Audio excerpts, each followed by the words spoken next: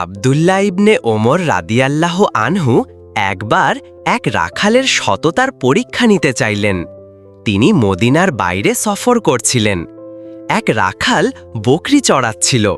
তিনি তাকে ডেকে খাবার দিলে সে বলল, আজ আমি রোজা। সেই রাখালের আমানতদারিতা পরীক্ষার জন্য আব্দুল্লাহ ইবনে ওমর বললেন, তুমি আমার কাছে একটি বকরি বিক্রি করো।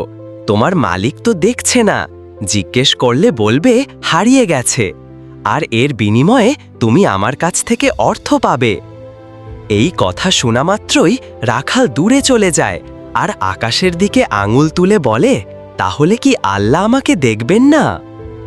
রাখাল চলে গেল, কিন্তু তার এই খোদা ভীতি আব্দুল্লাহ ইবনে ওমরকে মুগ্ধ করল।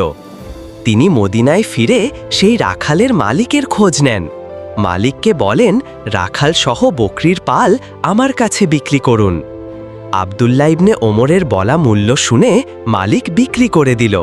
সেই বিশ্বস্ত রাখাল এখন আব্দুল্লাহর দাস।